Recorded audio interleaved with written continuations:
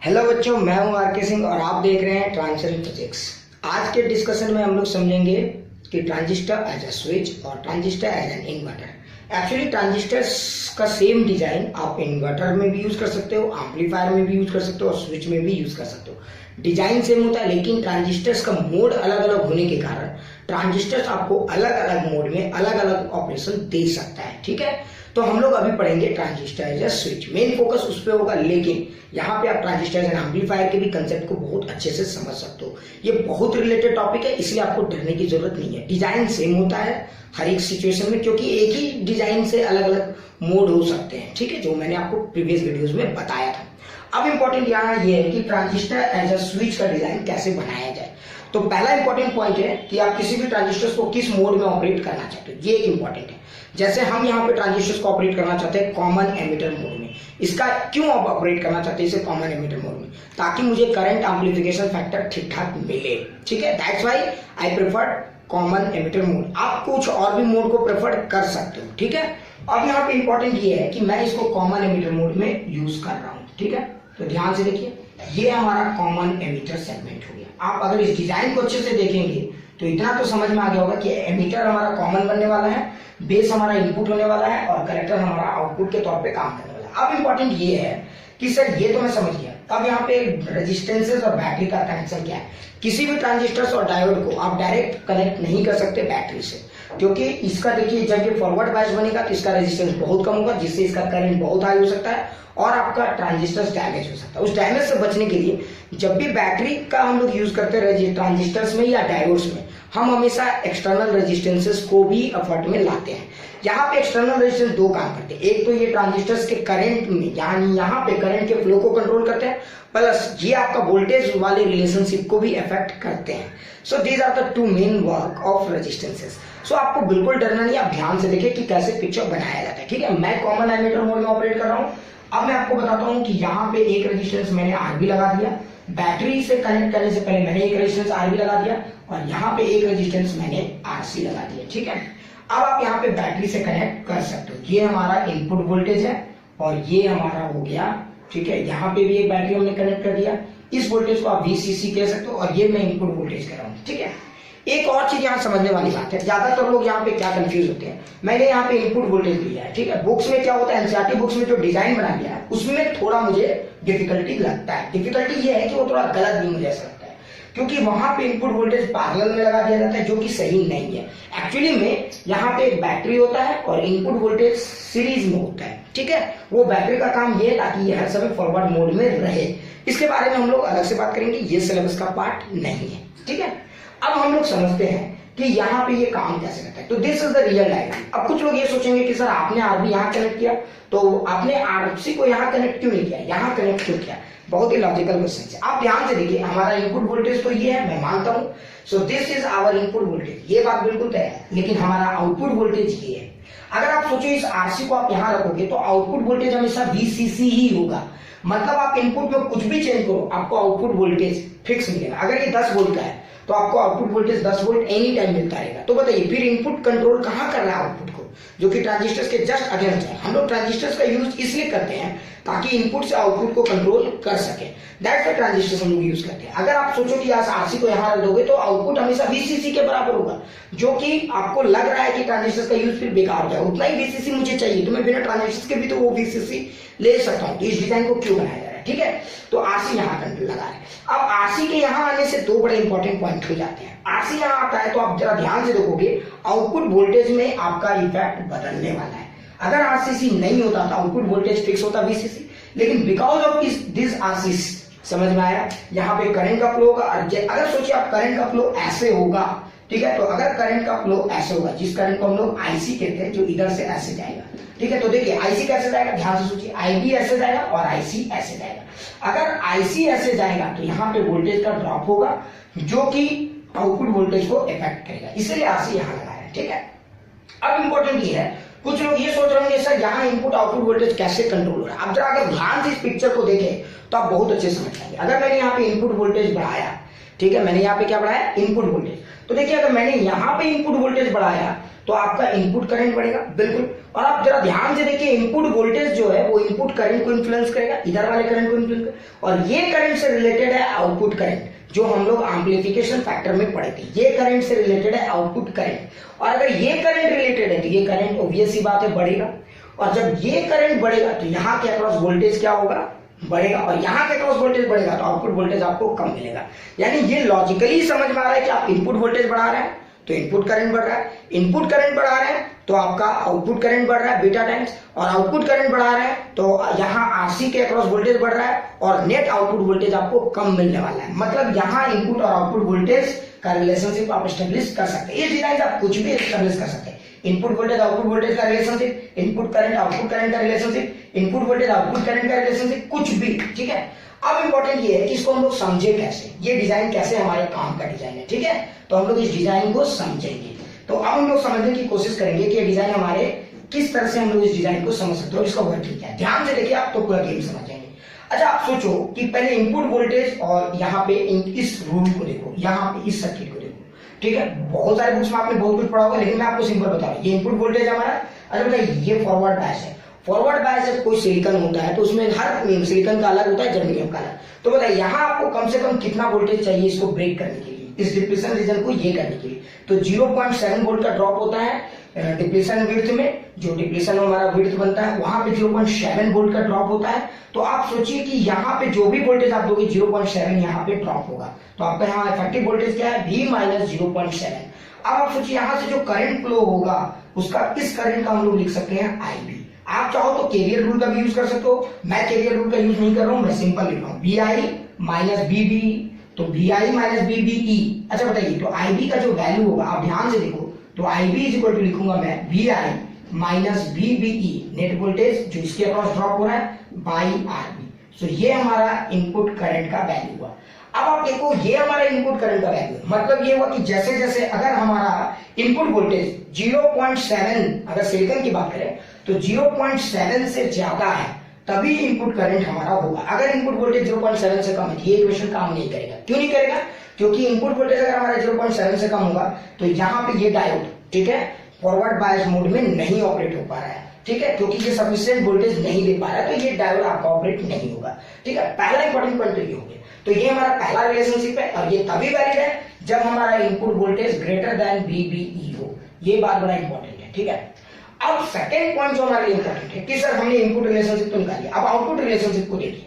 अगर आप चाहो तो केवीएल रूल का भी यूज कर सकते हो, मैं डायरेक्ट लिखना चाहता हूँ। देखिए अगर आप यहाँ से देखो तो आप नीचे से ऊपर की तरफ जाओ तो ये वोल्टेज हमारा आउटपुट वोल्टेज है, दिस वोल्टेज इज आउटपुट। अगर आप ध्यान से देखो तो ये वोल्टेज है VCC, और यहाँ पे देखो आप इधर से इधर जा रहे हो वोल्टेज बढ़ रहा है, इधर से इधर वोल्टेज बढ़ रहा है। लेकिन आप ध्यान से देखो अगर करंट का भी फ्लो इधर है तो करंट का फ्लो हमेशा हाईएस्ट से लोअर होता है, मतलब यहाँ पे वोल्टेज घट रहा है, ठीक है। तो आप देखो बैटरी यहाँ का वोल्टेज तो बढ़ाना चाह रहा है, लेकिन इस रेजिस्टेंस के कारण यहाँ का वोल्टेज घटेगा। तो ओवरऑल वोल्टेज जो आपको मिलेगा यहाँ पे, अगर मान लीजिए कोई करंट नहीं है, मान लीजिए IC 0 है, अगर IC 0 हुआ तो यहाँ पे कोई भी वोल्टेज ड्रॉप नहीं होगा, और अगर यहाँ पे कोई भी वोल्टेज ड्रॉप नहीं होगा आउटपुट वोल्टेज आपको कितना मिलेगा, VCC। लेकिन अगर यहाँ पे कुछ वोल्टेज ड्रॉप हो गया, IC और RC का वैल्यू मान लीजिए 1 वोल्ट हो गया, तो यानी यहाँ पे 1 वोल्ट का वोल्टेज ड्रॉप हो रहा है क्योंकि ये हायर पोटेंशियल है लोअर, तो इधर से इधर वोल्टेज का ड्रॉप हो रहा है, रेजिस्टेंस उस वोल्टेज को ड्रॉप करवा रहा है। तो बताइए आउटपुट वोल्टेज आप क्या लिखोगे, VCC माइनस 1, अगर 1 वोल्ट का ड्रॉप हो रहा है। तो अगर इस जनरल मैं फॉर्मूले को लिखूं तो मैं एक जनरल फॉर्मूला लिख सकता हूँ, V0 is equal to VCC minus IC RC। और आप एक और चीज ऑब्जर्व करो, ये जो आपका V0 है, ध्यान से देखिए, ये V0 यहां से अगर आप कोरिलेट करोगे तो ये V0 यहाँ के एमीटर और यहाँ के कलेक्टर से भी मैच कर रहा है। इसीलिए कुछ लोग इस वोल्टेज को VCE भी बोलते हैं, क्योंकि यहाँ का कलेक्टर और एमीटर वोल्टेज जो है ये यहाँ है और ये यहाँ है। So this is our second relationship, ये हमारा एक सेकेंड रिलेशनशिप है। अब आप देखिए आउटपुट वोल्टेज, इनपुट करंट और आउटपुट वोल्टेज रिलेटेड है, बिल्कुल। देखिए अगर आपने इनपुट वोल्टेज बढ़ाया तो IB बढ़ेगा, और अगर IB आपने बढ़ाया तो IC बढ़ेगा, यही मेन लिंक है। अगर एम्प्लीफिकेशन देखिए IB से IC बढ़ेगा, और अगर IC बढ़ेगा तो ये टर्म बढ़ेगा, और अगर ये बढ़ेगा तो इसके अक्रॉस वोल्टेज भी बढ़ेगा, और इसके अक्रॉस अगर वोल्टेज बढ़ा, किसी रेजिस्टेंस के अक्रॉस वोल्टेज बढ़ा, मतलब ओवरऑल वोल्टेज आपको कम मिलने वाला है। तो यही इसका बेसिक फंक्शन है, एकदम बेसिक इसी तरीके से ये काम करता है। अब सवाल है कि सर तो इसका मतलब इनपुट वोल्टेज और आउटपुट वोल्टेज एक दूसरे से बहुत ज्यादा रिलेटेड है, बिल्कुल रिलेटेड है, आपको इसमें किसी भी तरह का ये नहीं होना चाहिए। So these are my equations. आप वीडियो को पॉज करके इस इक्वेशंस को लिख सकते हो, समझ सकते हो। अगर आपको कुछ डाउट है तो कमेंट भी कर सकते हो, ठीक है। अब हम लोग समझते हैं कि ये तो ठीक है सर, इनपुट और आउटपुट का रिलेशनशिप मैं समझ गया। अब इसमें आप देखेंगे इनपुट आउटपुट वोल्टेज का कुछ ग्राफ आता है। आप लॉजिक से भी सोचो ये ग्राफ कैसा होना चाहिए। आप ध्यान से देखो, आप इनपुट वोल्टेज बढ़ाओगे, इनपुट करंट बढ़ेगा, आउटपुट करंट बढ़ेगा, आउटपुट वोल्टेज घटेगा। मतलब जैसे जैसे आपका इनपुट वोल्टेज बढ़ेगा आउटपुट वोल्टेज घटेगा, ये अपोजिट में काम करेगा। तो एकदम ऑब्वियस सी बात, इसका ग्राफ आपको फील आ गया हो। फिर भी हम लोग समझते हैं कि ये कैसे बनाया जाता है, इनपुट आउटपुट वोल्टेज कर्व। तो देखिए ये हमारा इनपुट वोल्टेज है और ये हमारा आउटपुट वोल्टेज है, ठीक है। अब आप इस कर्व को अच्छे से देखिए। अगर आप इस कर्व को बहुत अच्छे से देखेंगे तो आपको एक बहुत ही खास चीज दिखेगा। ध्यान से देखिए, सपोज कीजिए कि मैंने इनपुट वोल्टेज 0 से 0.7 का मैं बात कर रहा हूं। मैं कितने की बात कर रहा हूं? 0 से 0.7। अच्छा बताइए, अगर ये 0 वोल्ट है, IB 0 होगा। आप सोचो IB 0 होगा तो IC भी 0 होगा, क्योंकि IC और IB के बीच में जो रिलेशनशिप है IC is equal to beta IB। तो याद रखेंगे IB होगा तभी तो ये मल्टीप्लाई करेगा, अगर कुछ है ही नहीं तो ये मल्टीप्लाई किसको करेगा? तो सोचिए, अगर IB 0 तो IC 0। अगर IC 0 है तो बताइए IB, अगर IC 0 हो गया तो इसके अक्रॉस कोई भी वोल्टेज ड्रॉप नहीं हो रहा है, मतलब आपको आउटपुट वोल्टेज VCC के बराबर ही मिलेगा। तो देखो 0 से 0.7 वोल्ट तक ऐसा आप मान सकते हो कि लगभग कोई करंट फ्लो हो ही नहीं रहा है, ठीक है, क्योंकि डिप्लेशन वोल्टेज को आप ब्रेक कर ही नहीं पा रहे हो, ठीक है। तो 0 से 0.7 वोल्ट तक अगर आप इसका वोल्टेज धीरे धीरे बढ़ा रहे हो तो 0 से 0.7 वोल्ट तक आपका करंट कितना है? 0 है। 0 से देखिए आपका वोल्टेज जिस समय 0 से 0.7 है उस समय आपका IB 0 है। क्या 0 है? आपका IB 0 है। अगर आप ध्यान से देखिए, अगर ये आपका IB 0 है, ठीक है, तो अगर आपका IB 0 है तो बोलिए IC भी 0 होगा, जिसके कारण आपका आउटपुट वोल्टेज यहाँ पे मैक्सिमम मिलेगा, जो आपका VCC के बराबर होगा। किसके बराबर होगा? VCC के बराबर होगा। अब इंपॉर्टेंट पॉइंट ये है कि ठीक है सर, ये तो हम समझ गए, आउटपुट वोल्टेज जिस समय इनपुट करंट 0 होगा आउटपुट वोल्टेज मैक्सिमम होगा, यानी इनपुट देखिए वोल्टेज लो आउटपुट हाई। देखिए उल्टा लग रहा है ना, अभी से ही समझ में आना शुरू हो गया होगा। अब आप सोचिए कि हम वोल्टेज धीरे धीरे बढ़ा रहे हैं, तो जैसे जैसे हम वोल्टेज बढ़ाएंगे IB बढ़ेगा, और जैसे जैसे IB बढ़ेगा IC भी बढ़ेगा, और जैसे जैसे IC बढ़ेगा उधर का वोल्टेज घटेगा। तो आप देखिए जैसे जैसे ये वोल्टेज बढ़ाएंगे ये भी घटने लगेगा, और घटते घटते ऐसा भी टाइम आ सकता है ये आपका टेंडिंग टू 0 के आसपास पहुंच जाए। सो देखिए आप ध्यान से देखिए, यही ऐसा कर होने वाला है। फिर आप जैसे जैसे वोल्टेज बढ़ाएंगे, इनपुट वोल्टेज बढ़ाएंगे, IB बढ़ेगा, IB बढ़ेगा, IC बढ़ेगा, IC बढ़ेगा, वोल्टेज घटेगा। तो ऑब्वियस सी बात है, ये कर्व आपको फील में आ गया होगा कि ऐसा क्यों है, ठीक है। सो ये कर्व ऐसा इसी कारण से है, ठीक है। अब यहाँ पे इंपॉर्टेंट पॉइंट ये है कि सर ये तो कर्व मैं समझ गया, लेकिन इस कर्व को अच्छे से फील करने की जरूरत है। आप ध्यान से देखिए, इस कर्व को 3 मोड में ऑपरेट करा जाता है, और ये कर्व बहुत ही लॉजिकल है। आप इसी कर्व पे फोकस करेंगे तो पूरा गेम आपको समझ में आएगा। So we need to understand this curve very carefully, ठीक है। अब आप इस कर्व को अच्छे से समझिए। तो चलिए मैं इस पिक्चर को मिटाता हूं ताकि आप इस कर्व को एकदम एक्सप्लेन्ड तरीके से समझ पाए। अगर आप इस कर्व को जरा ध्यान से देखें तो आपको एक खास बात नजर आएगा। ध्यान से देखिए, ये हमारा इनपुट वोल्टेज है, ठीक है। मैं पिक्चर को क्लियर करने के लिए थोड़ा सा नीचे की तरफ एक पिक्चर बना देता हूँ, छोटा सा प्यारा सा पिक्चर बना दे रहा हूँ ताकि आपको क्लियर हो जाएगी, ठीक है। देखिए ये हमारा सिचुएशन है ना, ये हमारा सिचुएशन है। अब आप ध्यान से देखिए, अगर आपका इनपुट वोल्टेज देखिए, ये हमारा NPN ट्रांजिस्टर है, NPN, ध्यान से देखिए, ठीक है। अगर ये हमारा NPN ट्रांजिस्टर है, आप सोचिए अगर आपका इनपुट वोल्टेज ही कम है तो यहां से तो कोई करंट जा ही नहीं रहा है। तो आप सोचिए, देखिए बेस और एमीटर आपका करंट का फ्लो नहीं हो रहा है। अच्छा बताइए, एमीटर और बेस में अगर करंट का फ्लो नहीं हो रहा है तो आप उसको किस मोड में लेते थे? बताइए, बेस और एमीटर में, यानी एमीटर ही आपका फेल हो गया, आपका सोर्स ही फेल हो गया, तो ये तो कट ऑफ मोड है। तो बताइए कौन से मोड में ऑपरेट हो रहा है? कट ऑफ मोड में, क्योंकि यहाँ पे आपका इनपुट करंट ही 0 है। सोचिए IB देखिए, ध्यान से देखिए, एमीटर और बेस वाले इलाके में ये फॉरवर्ड मोड में ऑपरेट ही नहीं हो पा रहा है, क्योंकि फॉरवर्ड मोड में ऑपरेट होने के लिए 0.7 से ज्यादा चाहिए था। मतलब एमीटर में कोई करंट जा ही नहीं पा रहा है। एमीटर किसी भी तरह का कोई करंट ये कर नहीं पा रहा। आपको याद होगा, अगर एमीटर किसी भी तरह का कोई करंट जनरेट नहीं कर पा रहा, आपका सोर्स ही फेल हो गया, तो वो कट ऑफ मोड में। ऑब्वियस सी बात है, ये आपका कट ऑफ मोड में ऑपरेट हो रहा है, आपको आगे देखने की जरूरत ही नहीं है। तो ये वाला जो इलाका है, ये देखिए, यहाँ पे आप ध्यान से देखेंगे तो ये हमारा रीजन नंबर 1 है, ठीक है। अब आप अगला देखिए, आप यहाँ तक समझ में आ गया होगा, ये आपका कट ऑफ मोड है। अब आप धीरे धीरे थोड़ा सा और पिक्चर को आगे बढ़े। अच्छा एक बात बताइए, मान लीजिए कि ये आपका 10 वोल्ट है, सपोज कर लीजिए, इस गेम को मैं समझा रहा हूँ। तो बताइए, जिस समय आपका ये कट ऑफ वोल्ट था, जिस समय यहाँ का वोल्टेज 0 था, इनपुट वोल्टेज 0 या 0.7 के बीच में था, उस समय यहाँ का वोल्टेज 0 और 10 के बीच में था।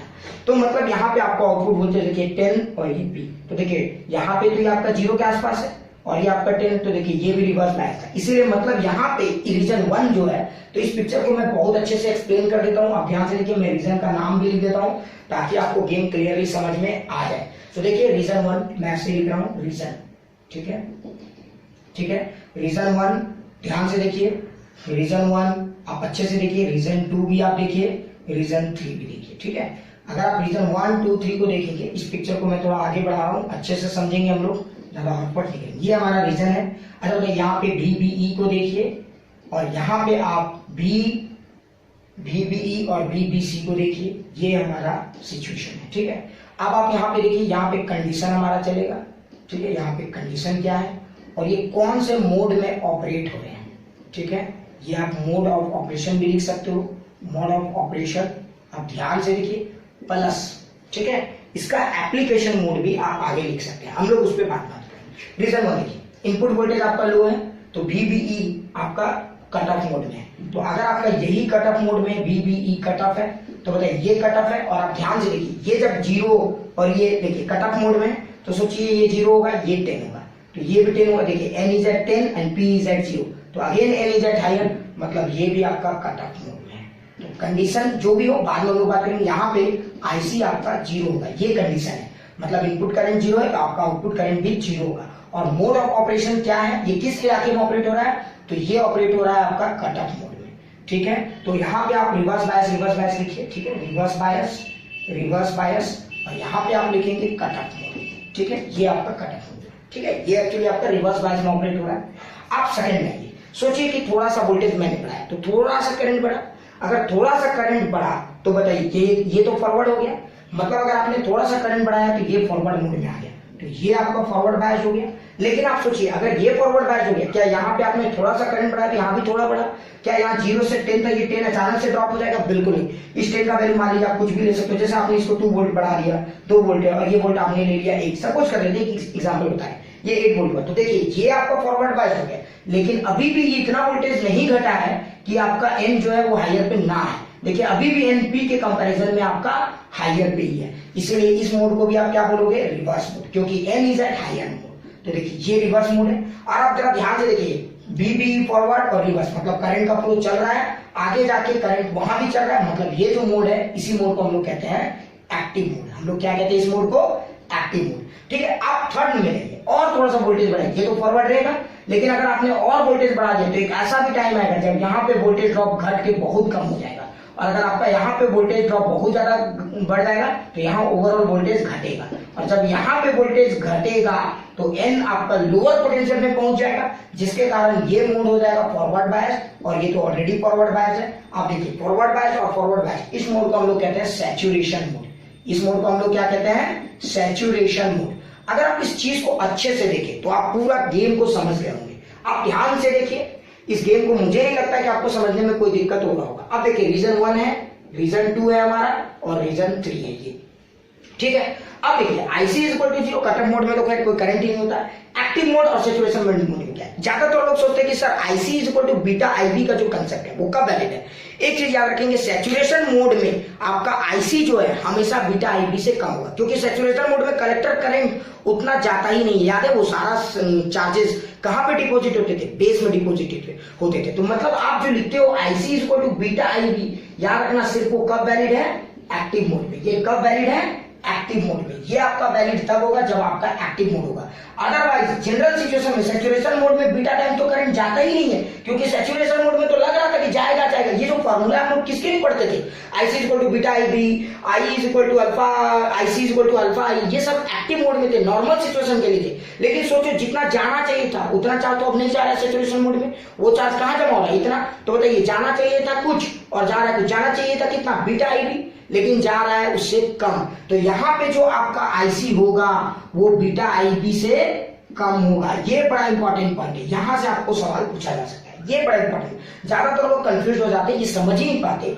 कि क्यों सैचुरेशन करंट में आईसी जो है वो बीटा आईबी से कम होता है। इसका लॉजिक आप समझ लोगे, क्योंकि नॉर्मल सिचुएशन में क्या होता है, आपने एमिटर से चार्ज भेजा, वो चार्ज आपका बेस में जाके माइनॉरिटी बना, फिर आप रिवर्स बायस करते हो वो चला जाता है। लेकिन अगर आपने उधर भी फॉरवर्ड कर दिया और इधर फॉरवर्ड, इधर कोई दिक्कत नहीं, इधर तो फॉरवर्ड ही चाहिए था, ये चार्ज गया, लेकिन वो चार्ज को आगे जाने के लिए रिवर्स मोड में ऑपरेट होना चाहिए था, लेकिन वहां आपने रिवर्स मोड में ऑपरेट नहीं किया, तो वो चार्ज वहीं पे डिपॉजिट होने लगा, जिसके कारण जितना चार्ज आपको जाना चाहिए था बीटा टाइम्स आईबी का जाना चाहिए था, नहीं गया, नया आईसी गया, और ये आईसी उस आईसी से कम है, एक्टिव मोड वाले आईसी से कम होगा, जाना चाहिए था फलाना लेकिन गया नहीं। ठीक है, तो इसीलिए हम लोग लिख रहे हैं IC is less than beta IB. तो ये आपका मोड हुआ। अगर आपका सवाल उठता है कि सर ये सिचुएशन तो हमने समझा, ये डायग्राम को भी हमने समझा, अब इंपॉर्टेंट पॉइंट ये है कि सर 1 2 3 को हम कैसे समझेंगे कि कौन सा मोड है। देखिए 1 आपका कट ऑफ मोड है, क्योंकि इनपुट वोल्टेज ही जीरो है, ये बात होता है, इनपुट करंट ही जीरो, बेस एमिटर ही जीरो, बेस एमिटर ही जीरो, कट ऑफ मोड, ये कट ऑफ मोड है। और थर्ड में देखिए, आप ध्यान से देखिए तो ये आपका सैचुरेशन मोड है, और ये जो बीच वाला इलाका है, ये वाला इलाका आपका एक्टिव मोड कहलाता है। अब आप सोचिए कि कौन से इलाकों को आप स्विचिंग पर्पस के लिए यूज कर सकते हो, ऑन से ऑफ, ऑफ से ऑन। तो देखिए इनपुट वोल्टेज, अगर आप रीजन 1 और 3 को जरा ध्यान से देखिए, रीजन 1 को देखिए, तो रीजन 1 में क्या हो रहा है, इनपुट वोल्टेज जिस समय आपका लो है, आउटपुट वोल्टेज क्या है, हाई है। ध्यान से देखिए, तो लो और हाई कब हो रहा है, रीजन 1 में। और रीजन 3 को देखिए, उस समय इनपुट वोल्टेज आपका हाई है, तो आउटपुट वोल्टेज क्या हो रहा है, लो हो रहा है। ध्यान से देखिए, अब आप समझ गए होंगे कि कौन से रीजन को हम लोग यूज कर सकते हैं अपने स्विचिंग पर्पसेस के लिए। ऑन ऑफ का चक्कर कहां होता है, तो देखिए इनपुट लो है मतलब इनपुट ऑन है, ऑफ है तो आउटपुट हाई है मतलब ऑन है, इनपुट हाई ऑन है तो आउटपुट लो है। ये ऑन ऑफ का जो चक्कर है, ये इन्वर्टर का जो चक्कर है, वो कौन से इलाके में हो सकता है, 1 और 3 में। बीच वाला इलाका में तो इनपुट वोल्टेज भी मिड में होता है, आउटपुट वोल्टेज भी मिड में होता है, तो आप डिसाइड ही नहीं कर पाओगे कि ऑन या ऑफ है, क्योंकि बाइनरी से सोचो, ऑन ऑफ करने के लिए 0 और 1 का चक्कर है, ठीक है, चाहे ऑन होगा या ऑफ होगा, लेकिन ये तो मिड में आता है, तो आप डिसाइड नहीं कर पाओगे कि इसको किस में यूज करें। इसलिए रीजन 1 और रीजन 3 को यूज करते हैं हम लोग अपने स्विचिंग पर्पसेस में, क्योंकि यहाँ पे आपको इन्वर्टर का डिजाइन मिलता है, आप इनपुट दोगे लो, आउटपुट मिलेगा हाई, आप इनपुट दोगे हाई, आउटपुट मिलेगा लो। तो 1 और 3 रीजन जो है वो आपका कट ऑफ और सैचुरेशन मोड का है। लेकिन जो रीजन 2 है, ये क्यों खास है, ध्यान से देखिए, रीजन 2 में ही IC equal to beta IB का कंसेप्ट वैलिड हो रहा है, मतलब एम्प्लीफिकेशन पर्पस सिर्फ आपका रीजन 2 में ही सेटिस्फाइड हो सकता है। That's why region 2 is useful for What kind of purposes? Amplification factor। और आप सोचोगे कि सर सैचुरेशन रीजन को मैं यूज करूं एम्प्लीफिकेशन फैक्टर, नहीं कर सकते, क्योंकि वहां आईसी उतना जा ही नहीं रहा है। आप कटअप को भी यूज नहीं कर सकते, क्योंकि वहां तो करंट है ही नहीं, तो आप सिर्फ एक ही रीजन को आप यूज कर सकते हो एम्प्लीफिकेशन पर्पसेस के लिए, वो रीजन नंबर 2। आप ध्यान से देखो, ट्रांजिस्टर्स को आप किसी भी मोड में ऑपरेट करो, ये नॉर्मल मोड है और ये सब एब नॉर्मल मोड है, आप किसी भी मोड में ऑपरेट करो, ट्रांजिस्टर आपके लिए यूजफुल है। अगर ट्रांजिस्टर एब नॉर्मल मोड में ऑपरेट हो रहा है तो वो आपके लिए स्विचिंग का काम करके देगा, और अगर ट्रांजिस्टर नॉर्मल मोड में ऑपरेट हो रहा है तो वो आपको काम करके देने वाला है एम्प्लीफिकेशन का। मुझे लगता है आपको ये बात समझ में आ रहा होगा। अब अगर इस वीडियो को थोड़ा सा और हम ये करें, तो हम यहाँ पे इस पिक्चर को थोड़ा सा और इस टेबल को इंटरेस्टिंग और मजेदार बना सकते हैं बाय यूजिंग अ वर्ड। यहाँ पे हम लोग एप्लीकेशन को भी अपने तौर से जोड़ सकते हैं। यहाँ हम लोग किसको जोड़ सकते हैं, एप्लीकेशन। आप यहाँ चाहो तो एप्लीकेशन को भी जोड़ सकते हो। और आप समझ लो कि कट ऑफ मोड में आप इसका यूज नहीं कर सकते। आप यहाँ पे देखो एम्प्लीफिकेशन एम्पलीफायर के तौर पे यूज कर सकते हो, यहाँ पे आप स्विचिंग के पर्पसेस के लिए यहाँ यूज कर सकते हो स्विचिंग, और यहाँ पे आप यूज कर सकते हो स्विचिंग। तो मतलब रीजन 1 और 3 को आप यूज कर सकते हो स्विचिंग के लिए, और रीजन 2 को आप यूज कर सकते हो एम्पलीफायर के लिए। और ऐसा इसलिए भी कर सकते हो क्योंकि IC equal to beta IB का जो कंसेप्ट है वो वैलिड होगा सिर्फ इस सिचुएशन में, नॉर्मल मोड ऑफ ऑपरेशन में। दैट्स व्हाई ये मोड आपका खास है एम्पलीफिकेशन पर्पस के लिए। मुझे लगता है आपको ये बात एकदम अच्छे से समझ में आ गया होगा कि ऐसा क्यों है। और